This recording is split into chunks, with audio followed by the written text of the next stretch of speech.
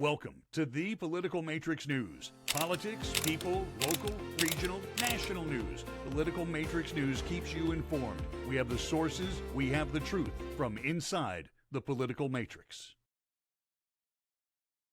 Welcome back to the Political Matrix blogcast. I am Rob Milford. Greg Fink is the gentleman with very dapper suspenders. He was reminding me of the country comic Justin Wilson, I believe. There's more than a casual relationship there. Anyway, appearance-wise. Mike Bates looks like he's at mission control.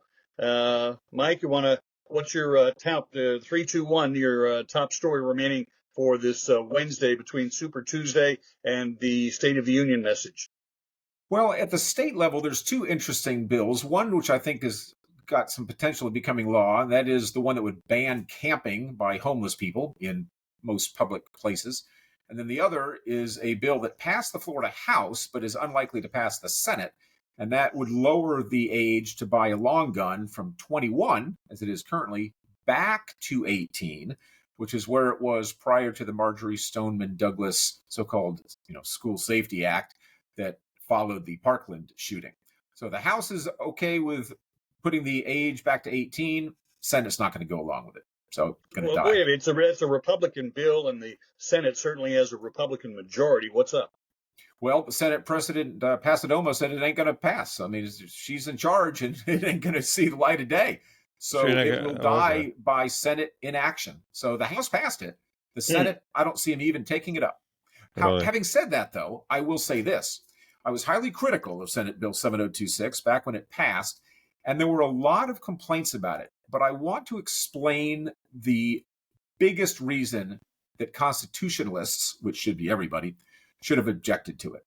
And that is that it raised the age to buy a long gun from 18 to 21, unless you were in the military or in law enforcement, at which point, if you were 18, 19, or 20, and you were military or law enforcement, you could buy a gun at 18, 19, or 20. Well, what does that mean? It means that under Florida law, constitutional rights are not earned, constitutional rights are not birthright. They are earned through service in the United States military or through law enforcement.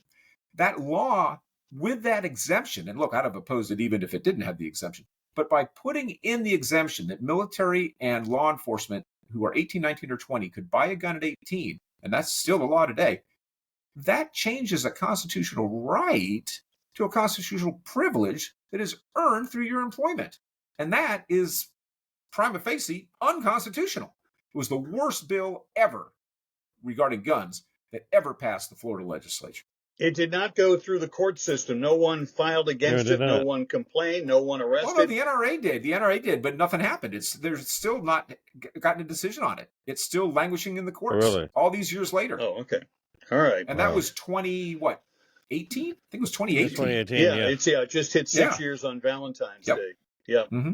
Damn. All right, though, there's that. Greg, you're hardwired into Tallahassee and the RPOF and the DPOF, that's Republican Party, Democratic Party of Florida. Who's going to be running for governor in 24 months' time?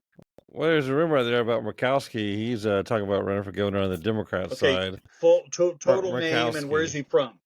He's a congressman down there in Broward County, and he did work with the state, and he did work with in Tallahassee in some sort of a bureaucratic mode with DeSantis and his team at the time. He was a Democrat. He ran for Congress last year in Broward County, and he's talking about running for a governor now. And there's also polls out there on the Republican side. Although Matt Gaetz said he's not going to run, he's still being polled, and he's, I guess, ahead by around 3 or 4 points against Byron Donalds and Ashley Moody. And so Congressman and what is she, current or former Attorney General? Congressman Byron, and Attorney General Ashley Moody, yeah. And so, and there's going to be quite a few more people jumping in the race. I think Jimmy Patronis, the CFO, is going to be jumping in the race for governor as well. There's rumors about that. And I mean, it's going to be a very interesting election year for governor on both sides of the ticket. I think a lot of them think it's a very open seat. It's a very open state, being a very purple state as it is. Now, that being said, DeSantis won with such a landslide against Charlie Crist, and so there's probably going to be a lot of thoughts out there that, as far as the general election goes, statewide, Republicans have a very strong advantage of turning out and getting the game figured out compared to Democrats. But who really knows what's going to happen in the next year from now? It's we got a lot to go. All right. Actually, no, the governor's race is in 2026. So yeah, it'll be a year and a half, 2 years from now. We'll know a lot more in 24 months. How about that? Oh, yeah, we'll know a lot more then. Yes. Yeah, we got another few days before Florida votes. I guess they do that next week, and then we will talk about that after those votes come in. Although the presidential primary in Florida is totally superfluous, with the exception of polling companies who use it to gauge how often people vote. Is that not correct, Greg? That's about it. I mean, there's no other reason. I mean, Florida's so non-important in the whole primary scheme of things. The only thing it's going to do is giving bragging rights to whoever predicts the outcome of the other down ballot issues that are happening the same day. So, folks, here's the deal. John Palmer on the Democratic side. Be sure you write his name in if it's not there to be checked off. I just checked. He's on the Florida ballot, so go ahead and write it in. I do want to talk real quick about the victor in American Samoa, Jason. Yeah, exactly. You mean Jason Palmer? Jason Palmer. Yeah. All right. Right. Write him in. Also, I wanted to talk about the homeless issue real quick. The homeless bill. I think, there's definitely. I have no idea exactly. I haven't read the bill yet, so I don't know exactly how detailed it is on how far they're going to go with either funding the problem or fixing the problem or how they're going to approach it. But I do know that it's a good thing that at least somebody's talking about the issue, because we're over here in Gainesville and Alachua County, there's tent cities being popped up everywhere.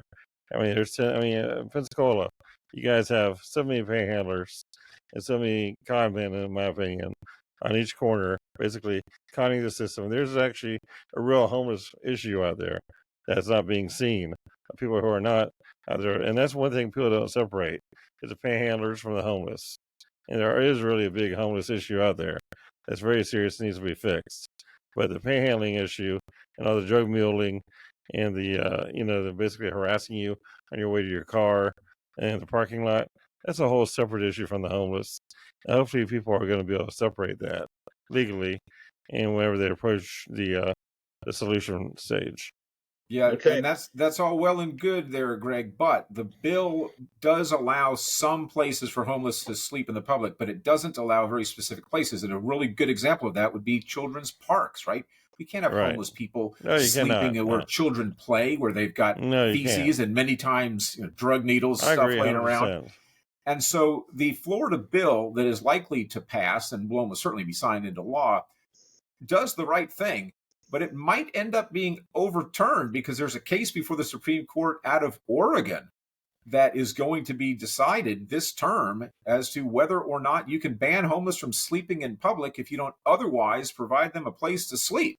We'll see how that one turns out. Is it only talking about what they're sleeping at, or is it talking about the panhandling that they're doing? So sleeping. So they're only addressing that one part. Correct. They can hang out just about wherever they want. Let's go ahead and correct what I said before. I'm going to reverse what I said. It's a stupid fucking bill then, because we have a lot more about this damn issue. Okay, they want to talk about sleeping. That's wonderful. That's a little bit of it, these guys they're harassing people. They're breaking into places while they're awake. Let's talk about why they're awake, okay? The panhandlers, not the real homeless, but the panhandlers who are out there sleeping in the tents. They're breaking into cars. They're breaking into houses. They're harassing people on the way to their cars. They're beating people up. They're drug muling. They're trading, drugs and everything. Allegedly, let's go ahead and say allegedly, so we don't get sued. But the whole idea here, what druggy homeless person is going to see this and then sue us? No, and they only know your name anyway, so that's fine. Exactly. Yeah, and he didn't name specific homeless people anyway, so nobody would have any standing. You're correct. But the whole point, but there have been federal is this a mess?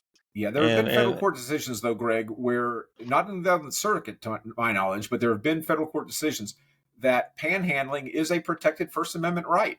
It is, and so Florida has some narrowly tailored laws where you can't do it on a street, you can't pass through the window. These are safety things with automobiles.